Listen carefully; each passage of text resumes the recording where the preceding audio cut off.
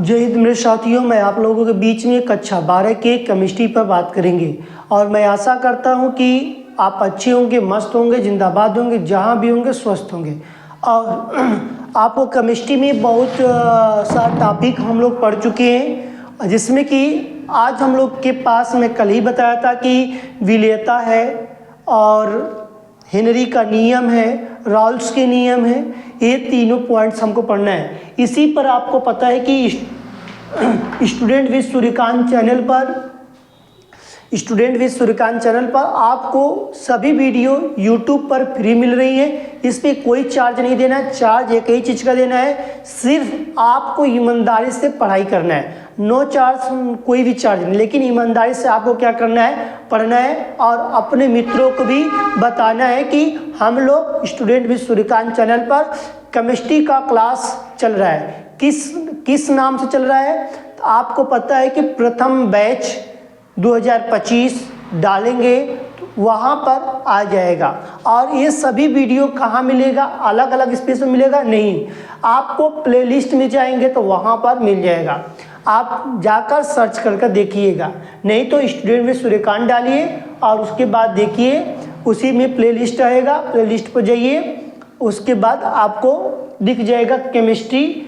आप केमिस्ट्री पर सर्च कर देखिए, केमिस्ट्री में पूरी मतलब दर्शाया गया, मोलरता, नॉर्मलता, परमलता, मोललता, सभी के बारे में पढ़ना है। तो जो चीज़ बताया गया, विलयन, विलायक, सभी के बारे में वहाँ बताया गया है, जिससे कि आपको यहाँ से अधिक पढ़ते हैं। तो मैं आशा करता हूँ कि आप क्लास हम लोग धीरे धीरे कंप्लीट की तरफ जा रहा है और आपको यहाँ से बहुत कुछ सीखने को प्राप्त हुआ होगा। ठीक है, तो हम लोग के पास प्रथम बैच के नाम से चल रहा है। आप कोशिश करिएगा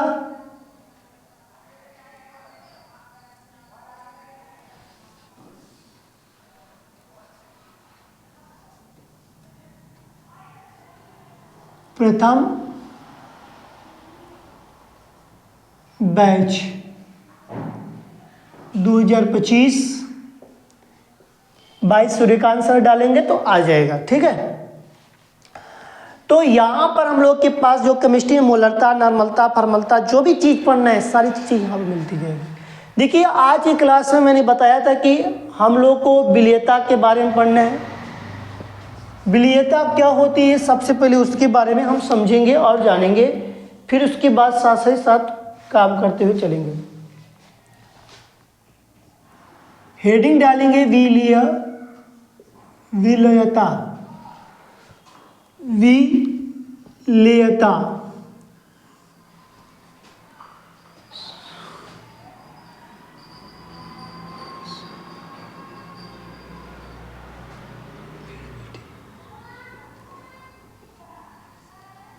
सोल्यूबिलिटी जो बोला गया है यहाँ पर, इसके बारे में मतलब विलेयता के बारे में बताया जा रहा है। इसी के बारे में हमको समझना है और पढ़ना है। जो कि विलेयता के बारे में हम एक बात ध्यान देंगे, किसी के निश्चित ताप पर डिपेंड करता है। जो कि हमारे पास जो विलेय होगा, किसमें हम लोग बोलेंगे, तो इसका एक अधिकतम जो मान होगा उसी को हम बारे में पढ़ने वाले हैं। और जिसके बारे में आपको विलेयता में यहाँ पर डिफिनीशन देखने को मिलता है और हेनरी का भी आएगा तो उसी तरह परिभाषा ही देखने का, यहाँ पर कोई फार्मूला का प्रयोग नहीं करना है। ठीक है, तो यहाँ पर आप हमारे साथ साथ लिखते चलिए। सबसे पहले विलेयता हेडिंग डालिएगा। ठीक है, एक निश्चित ताप पर एक निश्चित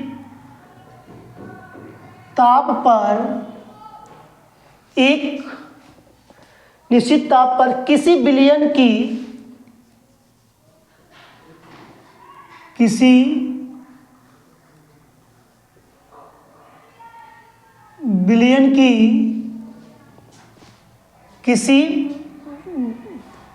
विलायक के लिखना, किसी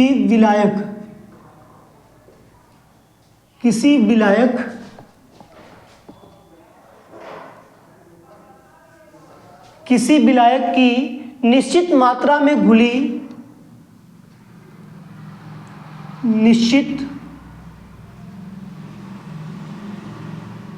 मात्रा में घुली निश्चित मात्रा में घुली किसी पदार्थ की घुली किसी पदार्थ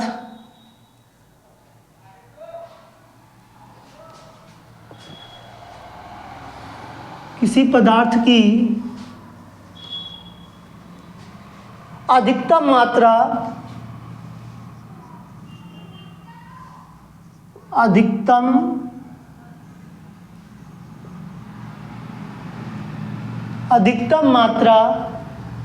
उस पदार्थ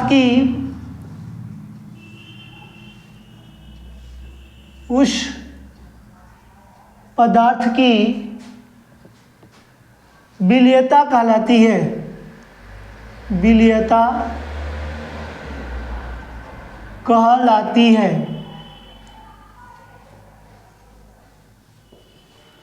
विलेयता कहलाती है। उदाहरण लिखेंगे,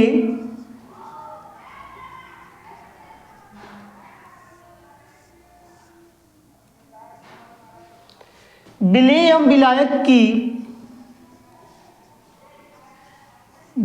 एवं विलायक की प्रकृति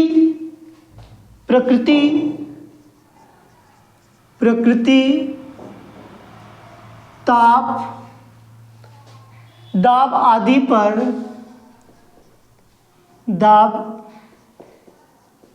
पर निर्भर करता है।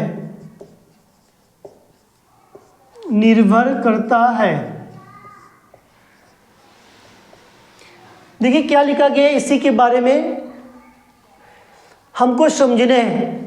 एक निश्चित ताप पर, कोई कहा गया एक निश्चित टेम्परेचर होना चाहिए, किसी विलायक की निश्चित मात्रा में घुलित करें। किसी का जो विलायक, मतलब आपको मैंने पढ़ाया भी था, समझाया भी था कि जो विलेय होता है और विलायक होता है, विलेय प्लस विलायक यदि मैं बात करता हूं, इसके पास विलेय और विलायक यदि मैं बात करता हूं तो ये क्या हो जाएगा, विलयन होता है। सेम इसी बात पर क्या कहना है, निर्भर करता है। इसी पे क्या करता है, निर्भर करता रहता है। विलेय और विलायक मैं बताया भी था कि विलेय जो होता है कम होता है, विलायक होता है अधिक की बात करता है। बिलियन कितना होता है, 100 की बात करता है, 100 की बात करता है। हम लोग तो यही पढ़ के आए हैं। तो विलेय और विलायक को यदि मिलाया जाए, विलेय प्लस विलायक को, तो यहाँ पर बिलियन होता है। इसी से संबंधित कुछ हम पॉइंट सीखते हैं। जैसे कि मैं बात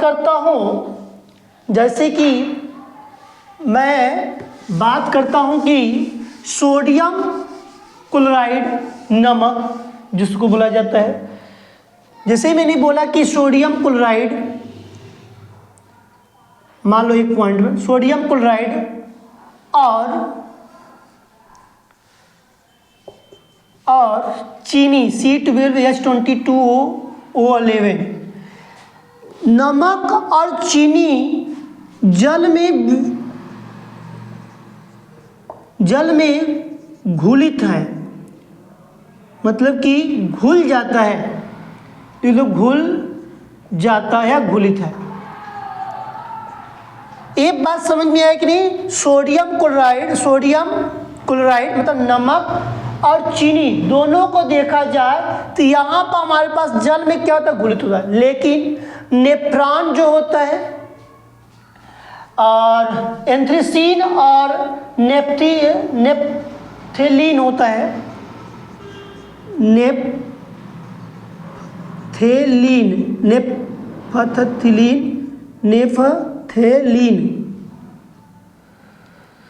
और नेप्थलीन होता है और एंथ्रासीन, ये जल में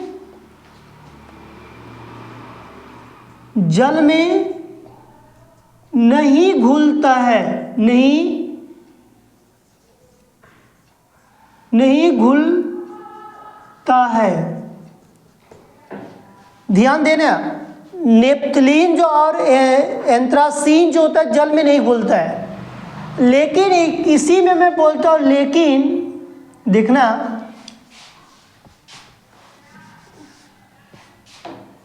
कोई पूछेगा कि नमक और चीनी को जल में तो घुल जा रहा है, ठीक ठीक, यदि मैं यहाँ पर इसको हटा दूँ तो मैं बोल सकता हूँ कि यदि मैं यहाँ पर लिख सकता हूँ बेंजीन, तो कहेंगे बेंजीन में घुल सकता है? नहीं घुल सकता है।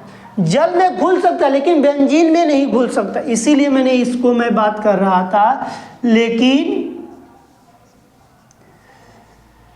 बेंजीन में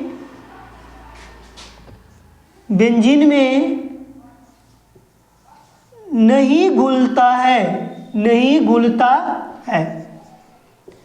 आइए क्या करेगा, लिखेंगे लेकिन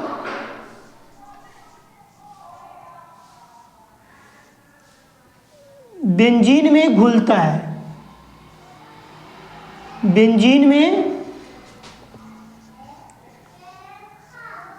घुलता है।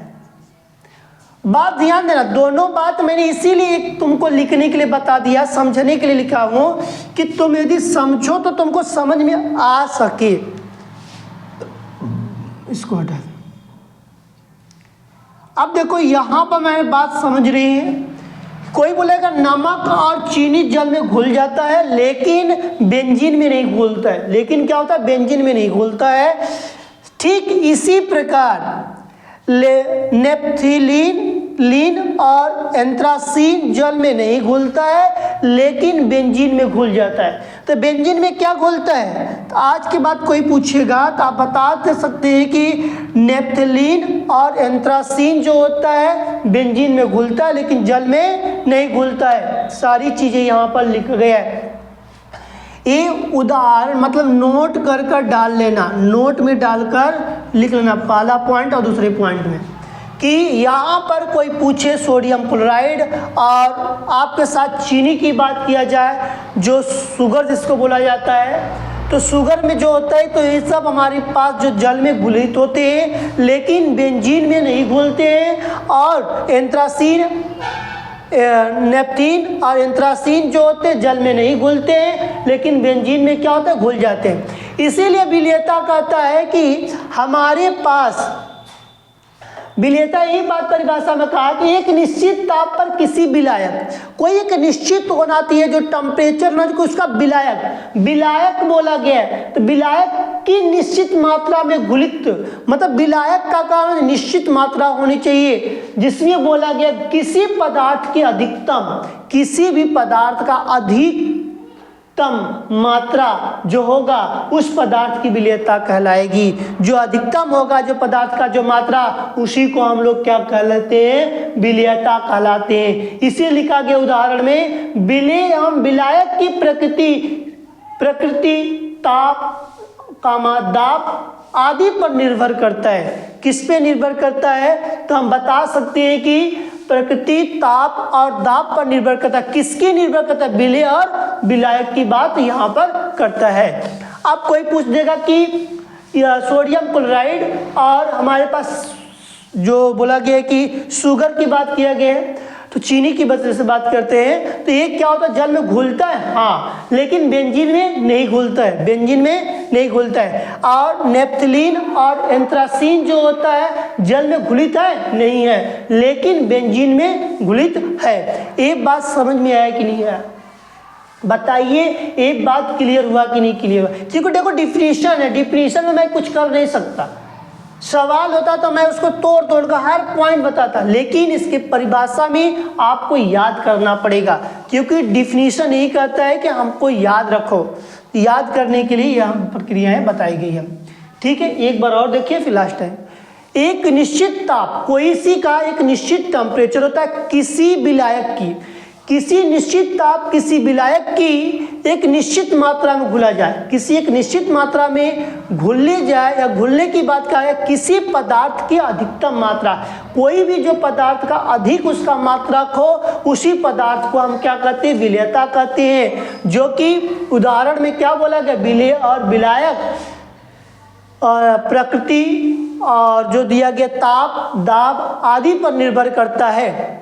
जैसे कि एक पॉइंट नोट में हमने लिखा है कि सोडियम क्लोराइड और शुगर जो होता है ये जल में घुलित है, लेकिन हमारे पास बेंजीन में नमक और चीनी कभी नहीं घुलता है। किसमें नहीं घुलता है? नमक और चीनी किसमें नहीं घुल सकता है? तो आप बता सकते हैं वहाँ पर कि बेंजीन में कभी नहीं घुलता है। अब बोला कि नेप्थलीन और एंथ्रासीन जो होता है जल में नहीं घुलता है, लेकिन बेंजीन में घुल सकता है। कौन घुल सकता है बेंजीन में? तो हम बता सकते हैं नेप्थलीन और एंथ्रासीन जो होता है जल में क्या होता है? नहीं घुलता है, लेकिन बेंजीन में क्या होता है? घुल जाता है। बेंजीन में कौन घुलता है? नेप्थलीन और एंथ्रासीन जो होता है घुल जाता है। आगे की तरफ हम बढ़ते हैं। यहाँ तक क्लियर हो गया होगा? चलिए,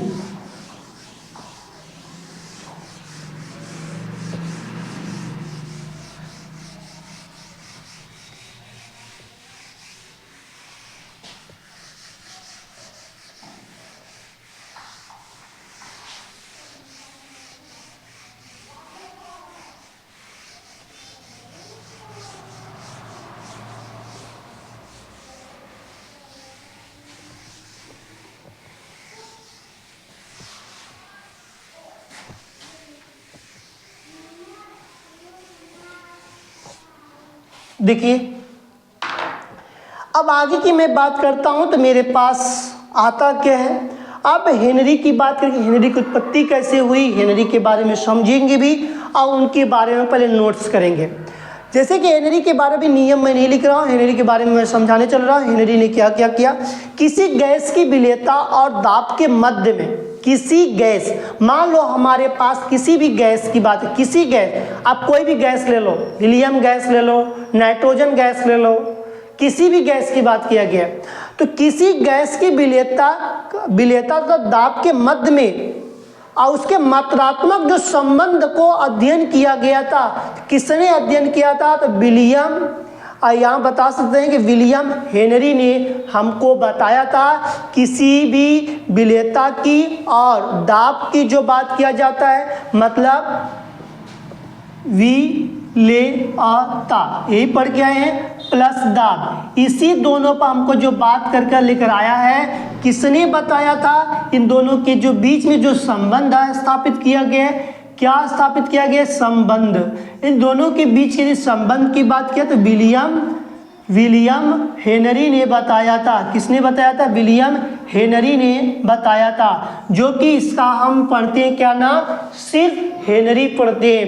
यदि एमसीक्यू में पूछ दिया जाएगा विलेयता और दाब में जो संबंध की बात किया गया है, जो सर्वप्रथम कौन से हमारे वैज्ञानिक ने दिया था? जैसे विलियम हेनरी दे दिया और चार्ल्स हेनरी दे दिया, किसी के नाम जोड़ दिया, तो मान ले कि क्या हमारे पास पता तो होना चाहिए। तो किसने किया था? विलियम हेनरी ने किया था। किसने किया था? विलियम हेनरी ने किया था। समझ में आया कि नहीं है? इसी आधार पर उन्होंने एक नियम प्रस्तुत किया था, इसी के आधार पर उन्होंने एक नियम बताया था, इसी के आधार पर नियम प्रस्तुत किया, इसी के आधार पर एक नियम दिए, जिस नियम का नाम क्या रखा गया?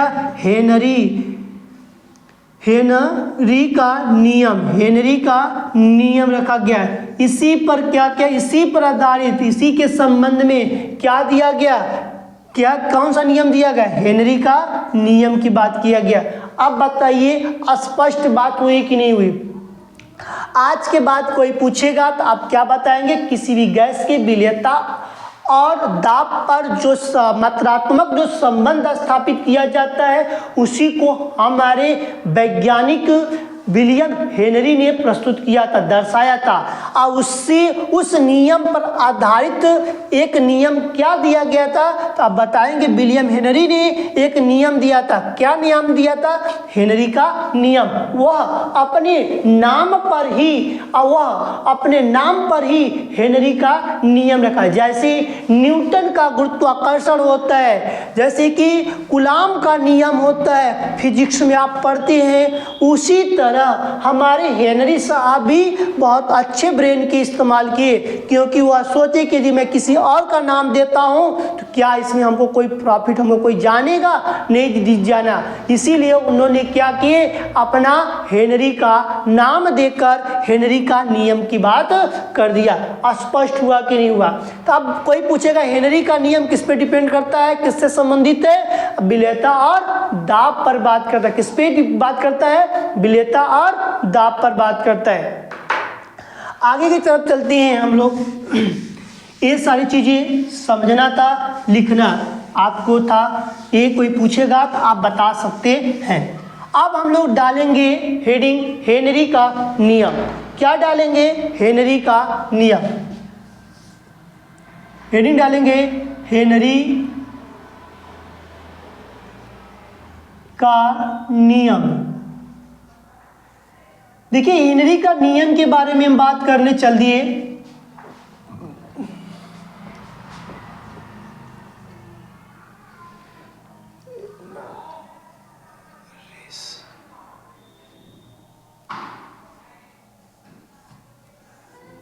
ठीक, हेनरिस दिए गए, लॉ दिया गया। ठीक, तो हेनरी का जो नियम की यदि मैं बात करता हूँ, इसी नियम पर हमको पढ़ना है और समझना है। तो मैंने बोला बेटा कि किसी भी गैस की विलेयता और दाब के मध्य की बात किया तो सेम उसी तरह का हम बात यहाँ पर करेंगे।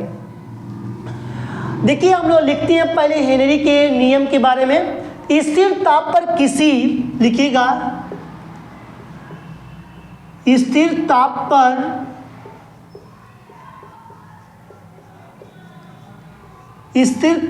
किसी द्रव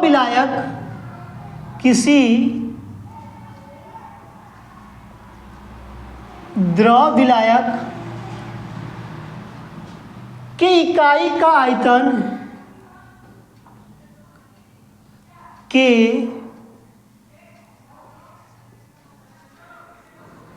इकाई आयतन में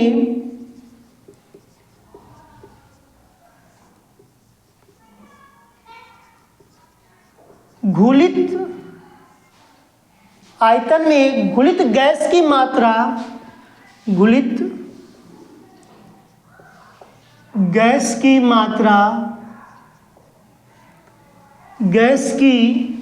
मात्रा, उस द्रव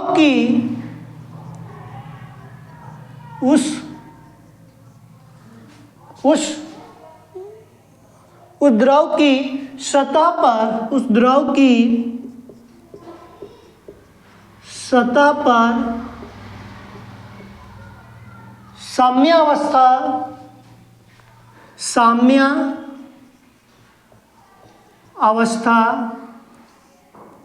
साम्यावस्था में उस गैस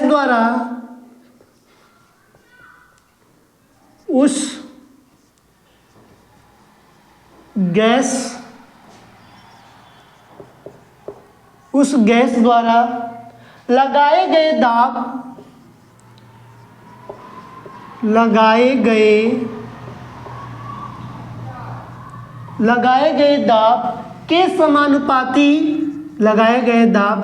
के समानुपाती होता है। देखिए इसी पर आधारित मैं बात करूंगा, इसी पर आधारित हम लोग काम करेंगे। ठीक है, देखिए हमारे पास एक पात्र है। पात्र का मतलब होता है एक बर्तन है। पात्र का मतलब क्या हुआ? एक बर्तन की बात किया गया है। पात्र का मतलब क्या होता है? एक बर्तन की बात करता है।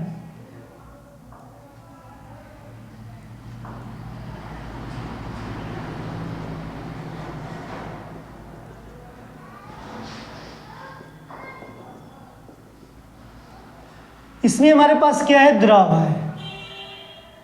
एक क्या है? द्रव। रुक जाओ, इसमें मेरे पास क्या है? द्रव।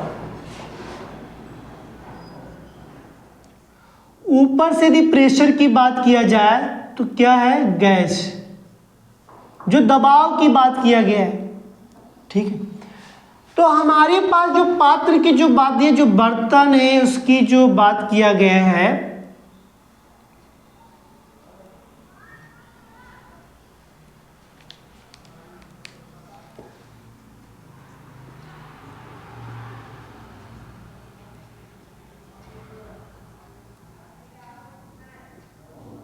ठीक, देखिए यहाँ पर आपके पास इस हेनरी के इस नियम के अनुसार देखा जाए तो स्थिर ताप पर किसी द्रव, कोई भी स्थिर जो ताप है, मतलब इसका जो स्थिर क्या बोला गया, एक टेम्परेचर होगा, क्या होगा, एक स्थिर टेम्परेचर होगा।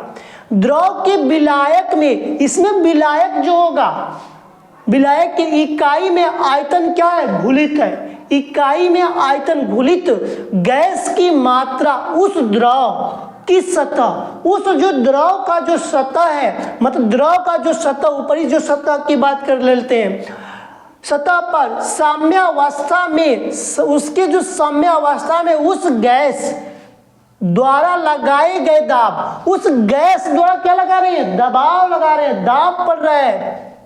जैसे हम लोग लोटा या मग्स या गिलास ले लेते हैं, यदि हम पानी उसमें भरते हैं तो भूल दे मारता है, भूल दे मारो, पूरा भर दो, फिर उसको उल्टा करके ऐसे करो तो देखो उसमें दबाव पड़ता है कि नहीं, या पानी भर दो तो लबालब, और उसमें देखो करो तो पानी पर क्या पड़ता है, दबाव पड़ता है कि नहीं, दबाव पड़ता है, तभी तो पानी उछाल मारता है कि नहीं मारता है। तो यही बात हेनरी साहब तो यही बताए ना, हमको हेनरी साहब तो यही बात बताए कि इसीलिए तो हेनरी ने बताया कि P समानुपाती यक्स, P समानुपाती यक्स की बात किया गया है, जो P इक्वल्स के एच जो है हेनरी का, मैं बताऊंगा स्थिरांक की बात करता है, यक्स क्या होता है इसकी बात करेंगे, P क्या होता है इसके बारे में बात करते हैं।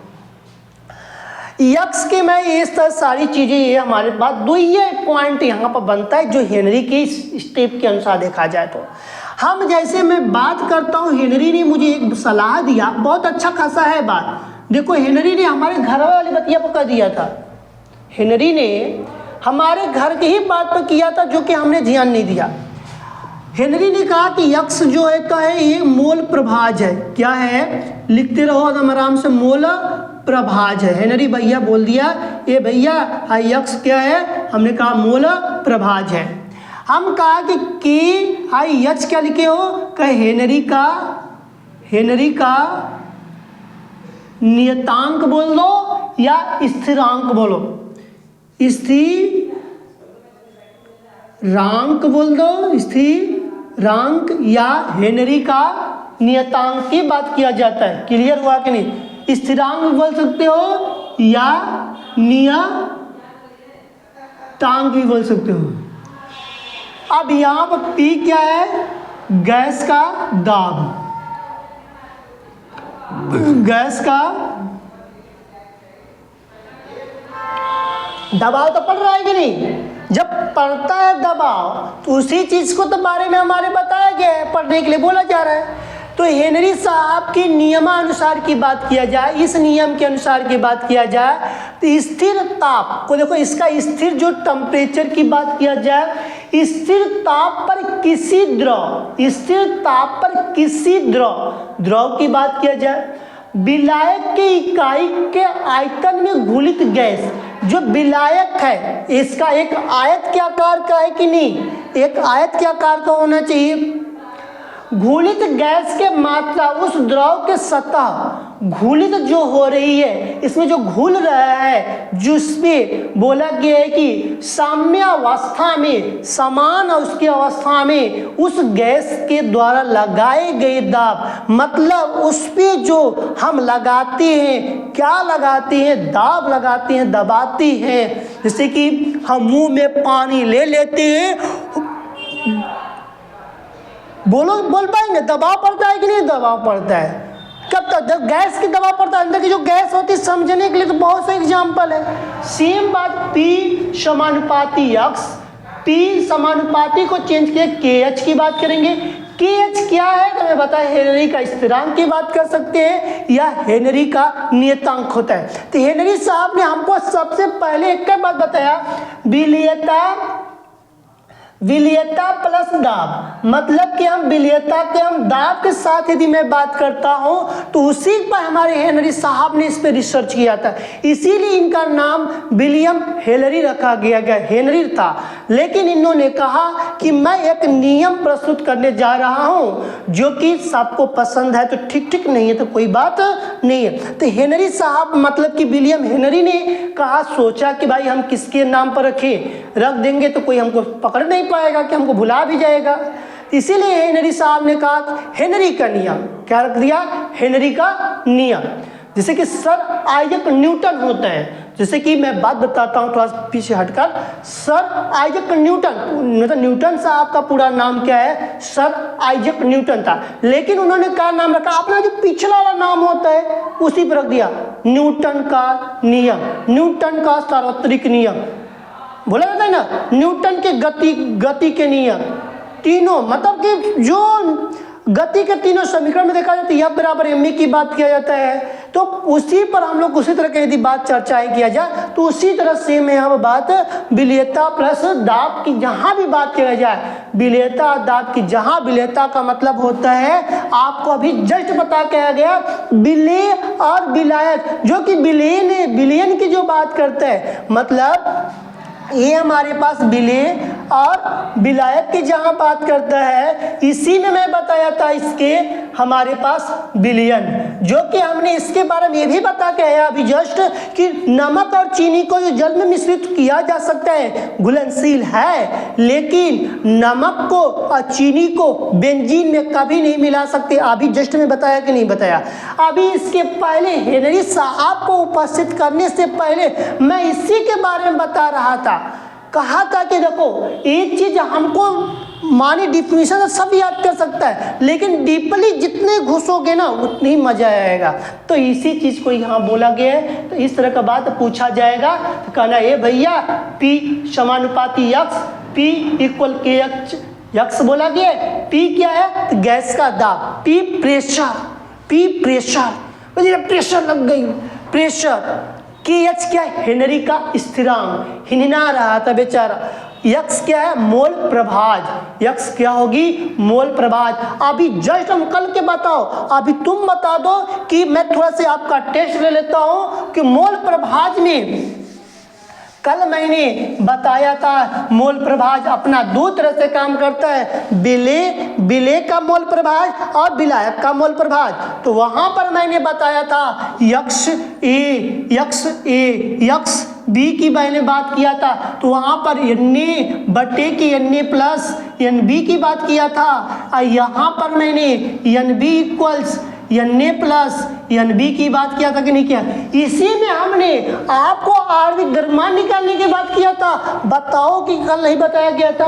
अब तुम जब पढ़वे नहीं करोगे तो कहोगे हमने अरे यार क्या पढ़ा, हमारा तो पेपर में नहीं आ रहा है।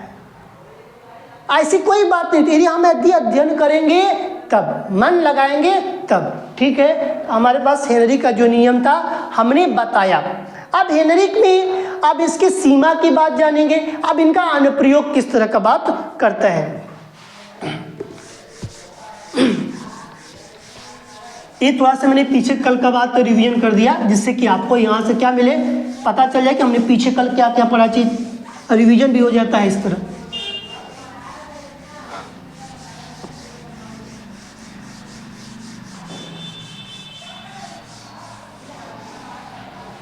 देखो हमने यदि बात करते हैं तो यहाँ पर हमारे पास जो चीज़ देखने को मिलता है, हेनरी के नियम की सीमा, हेनरी के नियम की सीमा। आप देखो हेनरी के नियम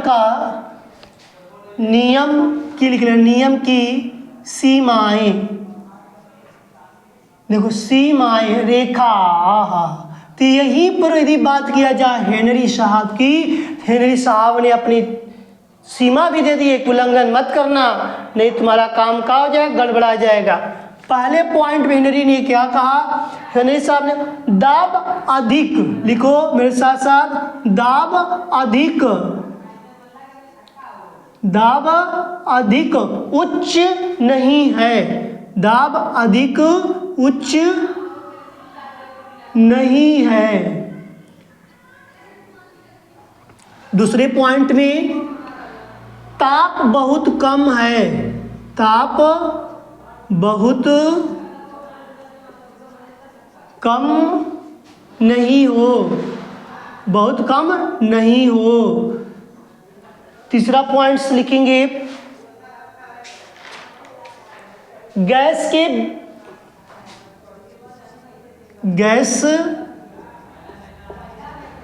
विलायक में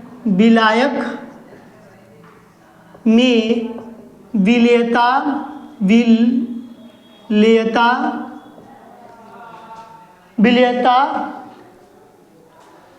कम हो। ये देखो तीन बातें हमने बात किया था, तीन बात की, तीनों बात लिखेंगे। फिर हेनरी की सीमा हो गया। अब हेनरी का अनुप्रयोग, हेनरी के नियम का अनुप्रयोग हेडिंग डालेंगे, हम तीनों को समझा देते हैं। हेनरी के नियम का अनुप्रयोग। देखो हेनरी के नियम का यदि अनुप्रयोग की बात करता हूं, समुद्र में गोताखोर, पहला पॉइंट, समुद्र में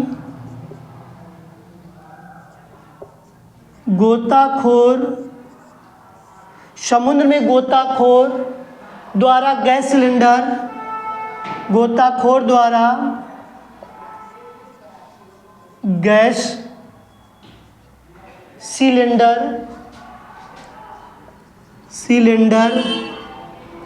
में हीलियम गैस सिलेंडर लिए जाने पर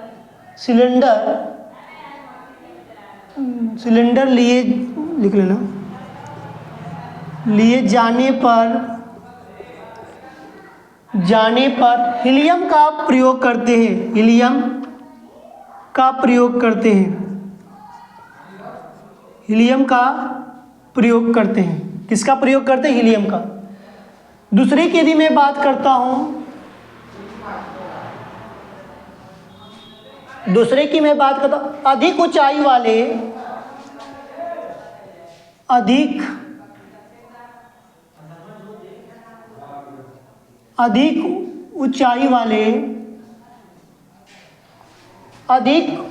ऊंचाई वाले स्थानों पर ऑक्सीजन, अधिक ऊंचाई वाले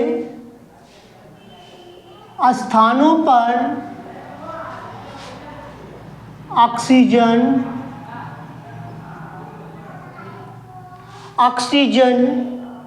का आंशिक दाब, ऑक्सीजन का आंशिक दाब मैदानी स्थानों की अपेक्षा, मैदानी स्थानों की अपेक्षा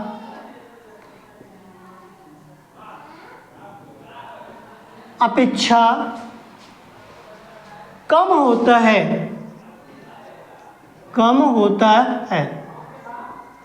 देखिए यहां तक हो गया। अब इस पे हम समझते हैं।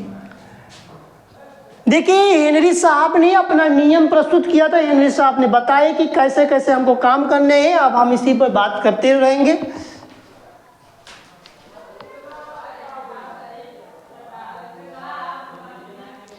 देखिए हेनरी साहब ने अपनी सीमा का उल्लंघन करने के लिए, जैसे कि हम लोग कहते हैं कि देखो भाई इससे पार जाओ तो मेरा दोस्त नहीं, आनी पानी दोस्त बुनिया भरोस।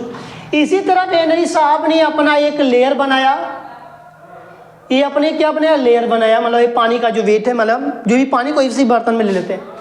कहा कि हेनरी साहब ने कहा कि दाब अधिक उच्च ताप नहीं होना चाहिए, दाब अधिक कर दिए तो ऊपर नहीं जाना चाहिए, नहीं तो क्या काम खराब। ज्यादा पानी दबा देते हैं। यदि देखो कोई भी बाल्टी हो या कोई भी जैसे कि टप होता है सब में हम देखते हैं कि पानी का लेयर भर देते हैं, भरने के बाद यदि मग डालते हैं, दबाते हैं, तो पानी क्या करता है, उछाल मार कर बाहर फेंक देता है। इसीलिए घर वाले कहते हैं, हेनरी साहब कहीं बाहर से रूल नहीं बनाए थे, हेनरी साहब कहीं बाहर से रूल नहीं बनाए थे, लेकिन हमारे घर वाले रूल वो बनाए थे। इसीलिए वो बोले थे कि दबाते हो किसी चीज़ का, जैसे बैलून में पानी भर देती हैं तो दबाते तो क्या ज़्यादा दाब पड़ने पर क्या फूट जाता है कि नहीं। हेनरी साहब कहे भाई तुम तो बड़ी बज्जरामी इंसान हो, तुम तो यदि बैलून फुलाते हो तो किसी के बैलून का किसी का एक लेयर होता है, एक साइड होता है, वो क्या करता है, फूट जाता है। दबाव पड़ने पर क्या तो उसकी परत पतली पड़ जाती है, जब पतली पड़ती है तो क्या होता है, फट जाती है। इसीलिए वो बात हो गई दाब की। और बात बताया जाए, हम लोग ब्रेन हैमरेज हो जाता है, हम लोग को क्या होता है, ब्रेन हैमरेज, ब्रेन की नसें क्या होती है, फट जाती है। तो दाब अधिक उच्च नहीं होनी चाहिए, दाब अधिक उच्च नहीं, मतलब दाब अधिक दबाओगे तो ऊंचा करोगे तो काम घबरा जाएगा। यही तो बात है, ज़्यादा हम लोग सोच लेते हैं तो हमारा ब्रेन पर दबाव पड़ जाता है, इसीलिए क्या होता है कि हमारे ब्रेन की जो नसें होती हैं फट जाती है, और वहाँ की नसें पतली होती है ना, इसलिए फट जाती है बेचारी। इसलिए दबाव नहीं डालना चाहिए। ताप बहुत कम नहीं है, ताप बहुत कम नहीं हो, जैसे उसका टेम्परेचर बहुत कम भी मत करो, उसका जो टेम्परेचर जो हो बहुत कम भी मत करो।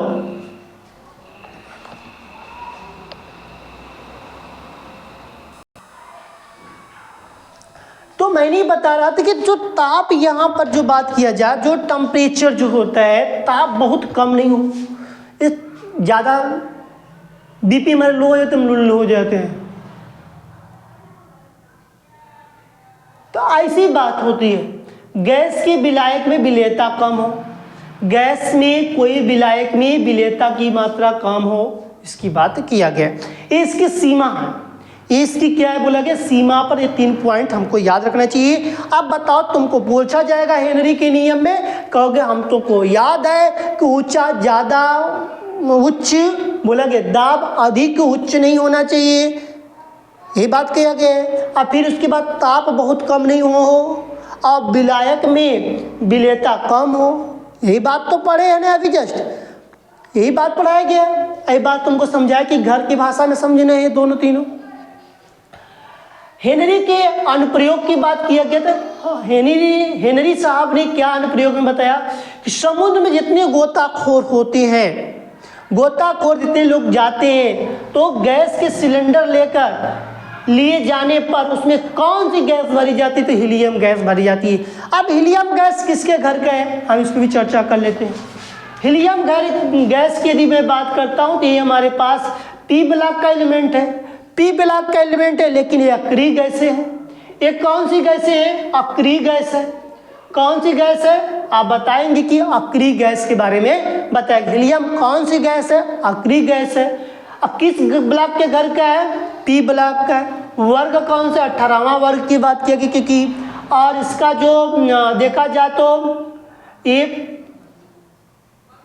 8 की बात करता है, क्योंकि जब काउंटिंग करते हैं तो फर्स्ट ए सेकेंड ए आता है, उसी तरह 8 की बात करता है हीलियम। इसमें हमारे पास कहा जाता है कि हमारी नानी आकर रूपा को 0 रन पर आउट की, तो इसमें हमारे पास सक्रिय गैसों की यदि बात की गई है तो ये हीलियम की मैंने बात किया। हीलियम का क्रमांक कितना होता है, 2 होता है। इसका भार कितना होता है, 4 होता है। ये मुझे क्लियर कर लिया। इसका अपना इलेक्ट्रॉनिक विन्यास की बात किया जाए, इसका इलेक्ट्रॉनिक विन्यास की मैं करूँगा तो 1s2 2s2 की बात किया जाता है। तो यहाँ पर मेरे पास कितना है, 2 ही है, तो 1s2 की बात किया जाता है। ये तो बात करेगा क्योंकि हमारे पास इसी के बाद क्या रह गया है। अब इसमें आयन की बात होती नहीं क्योंकि ये मेरे पास अक्रिय गैस है, इसलिए तो यहाँ पर हमने आयन की बात कर लेता। तो बताओ इसमें क्या क्या चीज़ इसका, हीलियम किस ब्लॉक का घर का है, पी ब्लॉक। हीलियम का जो कौन सी गैस है, अक्रिय गैसों की बात किया गया। तो यहाँ पर बोला कि कौन सी गैस भरी जाती है, तो हीलियम गैस भरी जाती है, हमने बता लिया, पढ़ लिया। और अधिक ऊंचाई वाले स्थानों पर ऑक्सीजन का आंशिक दाब जो होता है मैदानी स्थानों की अपेक्षा कम होता है। जैसे कि हम लोग ग्राउंड पर हैं, मतलब फील्ड पर हैं, तो हमारे पास ऑक्सीजन की मात्रा बहुत ज़्यादा है, ऊपर ऑक्सीजन की मात्रा क्या होती है, कम होती है। जैसे आप सुने थे कि सुनीता विलियम जो थी अंतरिक्ष से रिटर्न हुई हैं, तो उनको देखे हैं कि जब रिटर्न हुई तो उनके पास ऑक्सीजन की तो ले गए होंगे ऊपर। इसी तरह तो हमको बात किया गया। तब जब हम रिसर्च करते हैं तो हमको मतलब अंतरिक्ष में जाना पड़ेगा, तो वहाँ पर ऑक्सीजन की मात्रा तो है नहीं, तो हमको ऑक्सीजन क्या करें, सिलेंडर ले जाना पड़ता है। तो यहाँ इसलिए हम लोग ऑक्सीजन जैसे कि लगाया जाता है, इससे किसी का ऑक्सीजन कमी हो जाती है। देखते हम हॉस्पिटल में देखते हैं नहीं, ऑक्सीजन लगाया जाता है, लगा रहता है यहाँ पर सांस लेने के लिए। तो अधिक ऊंचाई वाले स्थान पर क्या होता है, ऑक्सीजन कम होता है, इसीलिए आंशिक दाब मैदानी स्थानों की अपेक्षा कम होता है। बात क्लियर हुआ कि नहीं? हेनरी साहब के अनुसार बताओ स्पष्ट हुआ कि नहीं? अब आगे मैं चल रहा हूँ, क्योंकि यहाँ तक तो मैं हेनरी साहब के बारे में पढ़ा अच्छा से। अब हम लोग के पास आते हैं, हेनरी भैया खत्म हो गए, राउल्ट के नियम। अब राउल्ट साहब के बारे में पढ़ेंगे, राउल्ट भैया क्या कहते हैं उनके बारे में समझेंगे। आज के बाद कोई पूछेगा तब तुरंत बताएंगे। हेनरी का पूरा नाम विलियम हेनरी था, ठीक है, और अपना खुद अपने नाम पर ही दिए हैं, ठीक। देखिए राउल्ट्स के नियम की बात करता है, राउल्ट्स के नियम का प्रयोग हम लोग कैसे करेंगे इस पे हम सारी बात आप करने चल रहे हैं। राउल्ट के नियम, देखिए राउल्ट्स के नियम की मैं बात करता हूं तो इसी पर हमको चर्चा करना है। राउल्ट्स के जो नियम की बात किया जाए तो इसी पर हमको चर्चा करना है। किसी विलयन के वाष्प पदार्थ की अपेक्षा अवनमन विलय की पदार्थ की मोल प्रभाव से क्या होता है, मतलब बराबर होता है, बर्बाद नहीं।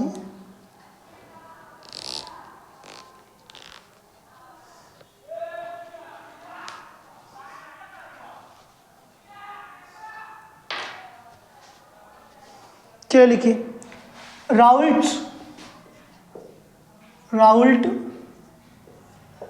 के नियमानुसार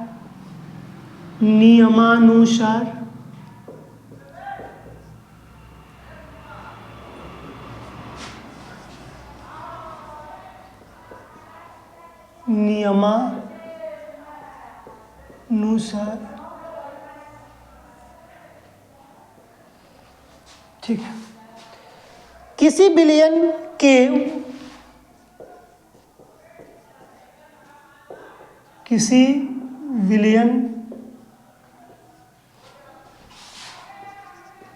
के वाष्प दाब, विलयन के वाष्प दाब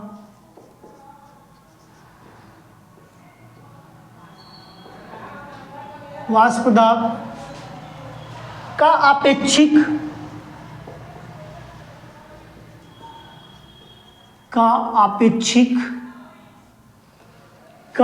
अपेक्षिक अवनमन विलय,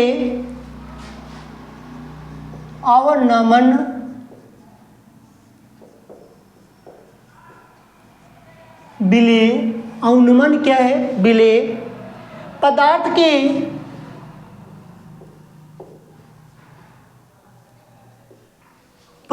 के मोल प्रभाज के बराबर होता है,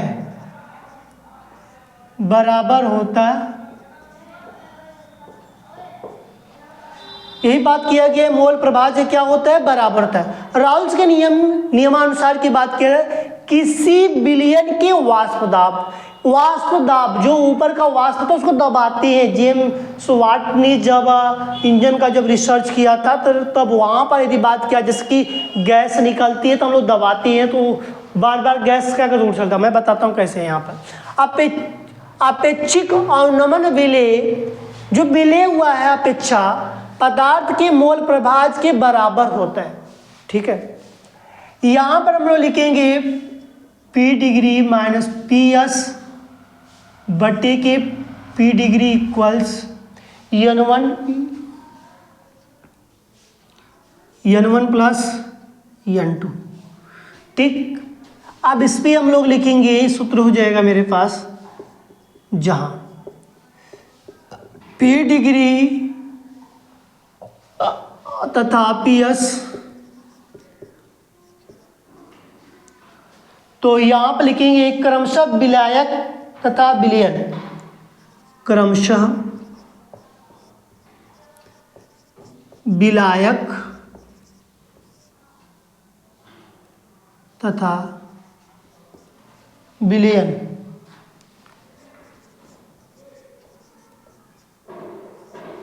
ठीक, के वाष्प दाब, के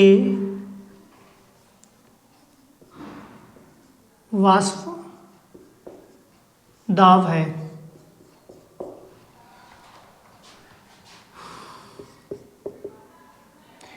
अब मैं बात करता हूं N1 व N2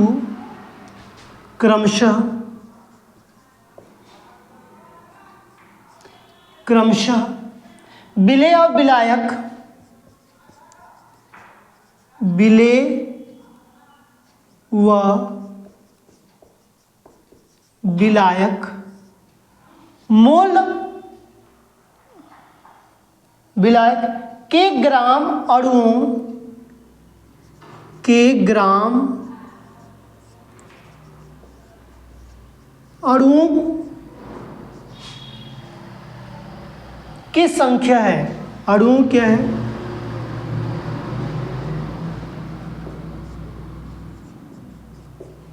देखिए, ये हमने किसको क्या कहते हैं, इस सारी चीज़ों को बात को यहाँ पर देखेंगे। इस पे यदि आता है तो हम लोग यहाँ पर बताकर इसको सूत्र में प्रयोग कर लेंगे। ठीक है, जब इस तरह प्रश्न पूछा जाएगा तब। देखो, राउल्स की नियम की यदि बात किया जाए तो बहुत छोटा नियम है। किसी विलयन के वाष्प दाब, कोई भी विलयन का जो वाष्प दाब हो, विलयन आपको देखो भाई 100% होना चाहिए। आप देखो, कहते हैं कि 100 डिग्री मतलब 100 पर पानी हो जाएगा तो उबल जाएगा। ये हमारे पास एक बर्तन है, इसके नीचे मैंने आग जला दिया, सपोज दैट्स, ऐसे नहीं, ये ऐसे करते हैं। ठीक है, इसको क्या करें, आग जल रही है इसमें से, यहाँ पर चूल्हा है, चूल्हे में लोग को लकड़ी लगाएंगे, आग जल रही है, ये बर्तन क्या हो रहा है, हीट हो रहा है। इसको हमने क्या किया, ये बर्तन पर तोप दिया है। समझो ना मेरा, जैसे कि गांव के लोग बटुई में जब चावल बनाते थे, दाल बनाते थे या पानी गर्म करते थे, तो हम कुछ चकला या जो भी प्लेट होता था तोपते थे कि नहीं, ढकते थे कि नहीं।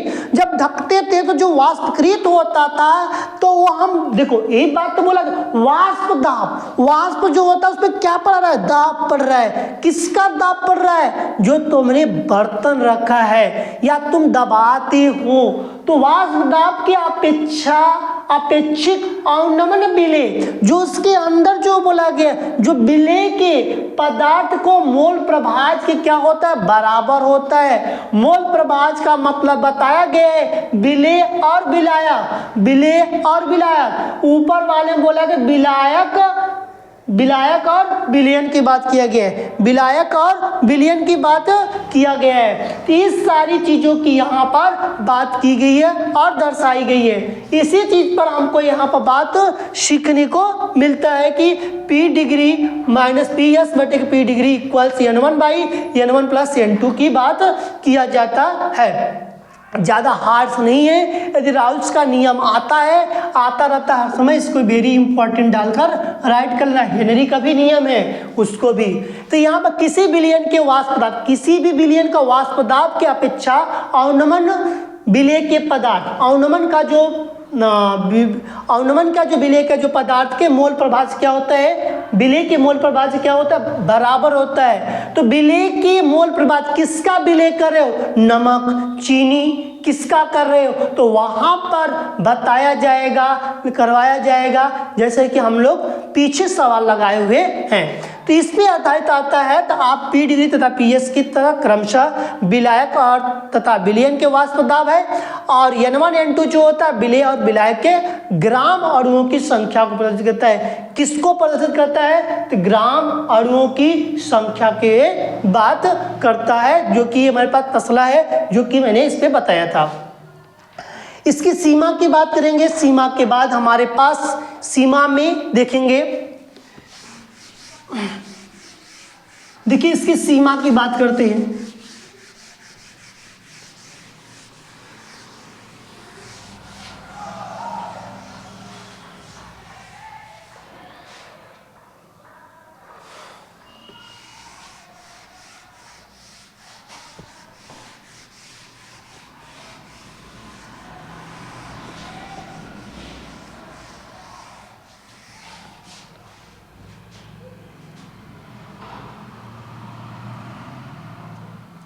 नियम की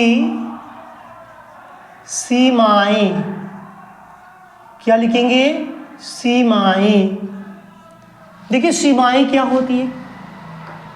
यह विलेय, पहला पॉइंट में लिखेंगे, यह नियम केवल, यह नियम केवल केवल अति तनु विलयन, केवल अति तनु विलयन, अति तनु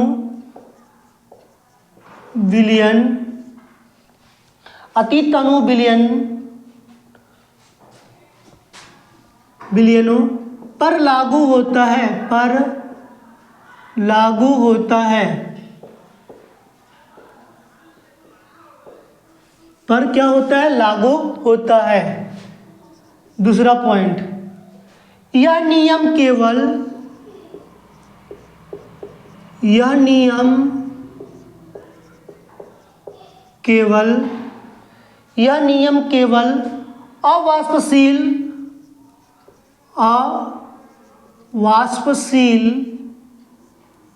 अवाष्पशील पदार्थों के, अवाष्पशील पदार्थों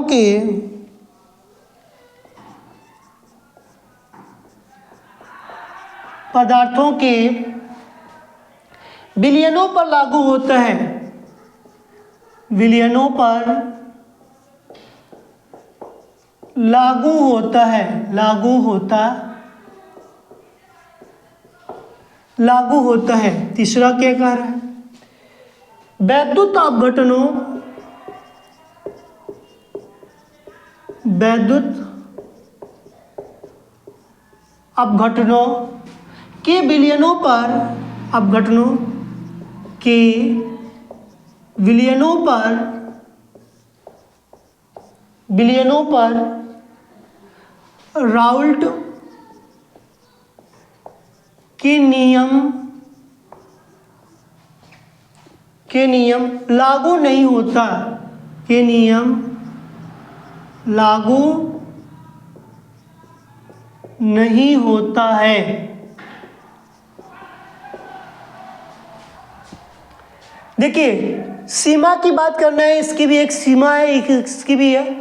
यह नियम केवल अति तनु विलयनों पर लागू होता है, मतलब कि अति तनु जो विलयन होगा बस उसी पर लागू होगा, उससे अधिक नहीं होगा। यह नियम केवल अवाष्पशील पदार्थों के विलयनों पर लागू होता है। जो अवाष्पशील, मतलब वाष्पशील ना हो, जो वाष्पीकृत ना हो पाए, उसी पर राउल्ट्स का नियम लगेगा।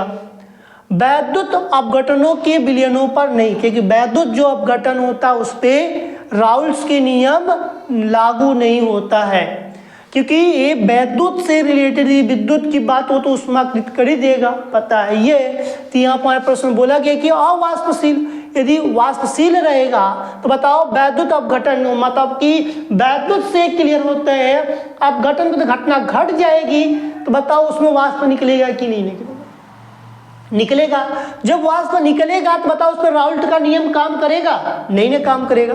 तो विद्युत से अपघटनों में विलयनों पर राउल्ट का नियम नहीं लागू होता है। सेकेंड वाले में बोला गया है कि यह नियम केवल मतलब वास्तुशील पदार्थों पर, विलयनों पर लागू होता है। जो मतलब वास्तविक ना हो उसी पर लागू होगा। केवल अतित अणु विलयनों पर लागू होता है। किस पे लागू होता है? अतित अणु जो विलयन होते हैं उसी पर लागू होने की बात को दर्शाया गया, बताया गया। राउल्ट के बारे में भी हमने पढ़ा और मैं आशा करता हूं कि राउल्ट के बारे में आपने अच्छे से सीखा भी और पढ़ा भी, जिससे कि आज के नियम में आज का मोस्ट इम्पॉर्टेंट टॉपिक था, जिससे कि आपको देखने को मिलेगा पेपर में सीधे यहाँ से भी अच्छे से आप पढ़ते हैं तो। और हम लोग धीरे धीरे तो जरूर पढ़ा, लेकिन सभी क्वेश्चन को हल करते हुए किस तरह का प्रश्न पूछा जाता है सभी चीजों को यहाँ पर किया गया है। ठीक है, आज का मेरा सेशन यहीं पर रहेगा और मैं आशा करता हूँ कि आप इतने लंबे समय तक मेरे साथ जुड़े हुए हैं। आपका कल्याण हो, आप अच्छे से अपने ब्रेन का इस्तेमाल करें और पढ़ाई में इसी तरह लगते रहिए और आने वाले समय में सबसे अधिक आप ही छक्का मारने का कोशिश करेंगे, अच्छा अंक लाने का कोशिश आप ही करने वाले हैं, क्योंकि आपने लगनशीलता से पढ़ाई किया है, इसीलिए आपको यहाँ पर सब कुछ प्राप्त होगा। ठीक है, आज के लिए हाँ, लेकिन एक काम करना है कि अपने मित्रों को जरूर बताना कि स्टूडेंट में सूर्यकांत चैनल पर आपका क्लास चालू हो गया है। ठीक, आज से नहीं।